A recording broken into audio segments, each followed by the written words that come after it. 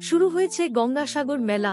মকর সংক্রান্তিতে গঙ্গাসাগরে স্নান করলে মেলে শত জন্মের পুণ্য।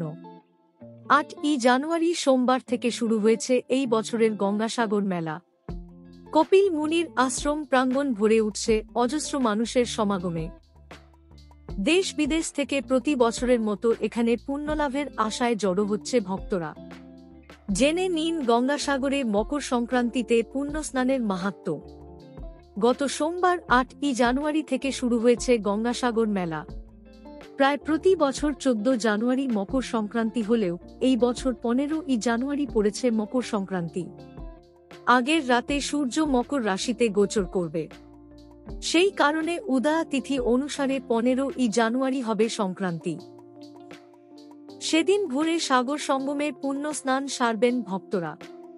তার জন্য এখন থেকেই জমজমাট হয়ে রয়েছে মেলা প্রাঙ্গণ।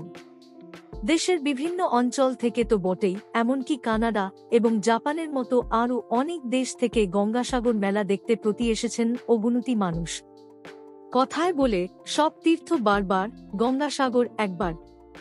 অর্থাৎ সব তীর্থে বারবার গিয়ে যে পুণ্যলাভ হয়, গঙ্গাসাগরে মাত্র একবার সেই পরিমাণ পুণ্য লাভ করা সম্ভব হয়। হিন্দুদের কাছে অত্যন্ত মাহাত্ম্যপূর্ণ এই তীর্থস্থান।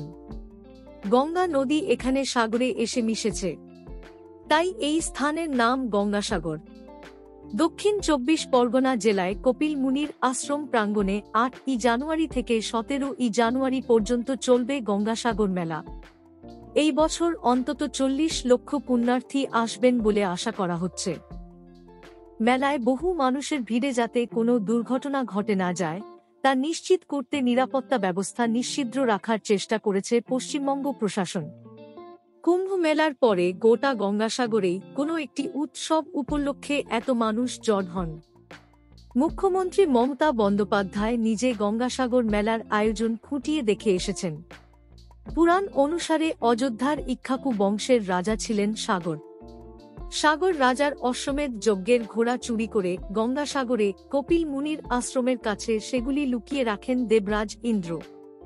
সেই ঘোড়া খুঁজতে গিয়ে কপিল মুনির রোষের মুখে পড়েন সাগর রাজার 6,000 পুত্র। অভিশাপ দিয়ে তাঁদের ভস্ম করে দেন কপিল মুনি।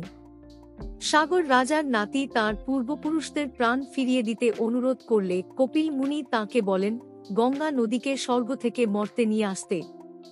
গঙ্গার পুণ্য স্পর্শে রাজার 60,000 পুত্র প্রাণ ফিরে পাবেন। কিন্তু স্বর্গের নদী তীব্র গতিতে ঝাঁপিয়ে পড়লে পৃথিবী ভেসে যাবে, এই আশঙ্কায় মহাদেবের দ্বারস্থ হন ভগীরথ। তখন শিব তাঁর জটায় গঙ্গাকে ধারণ করে নেন এবং একটু একটু জল ছাড়েন তিনি। সেই কারণে মহাদেবের জটায় গঙ্গার স্থান। মকর সংক্রান্তিতেই গঙ্গাসাগরে স্বর্গ থেকে মর্তে নামেন গঙ্গা।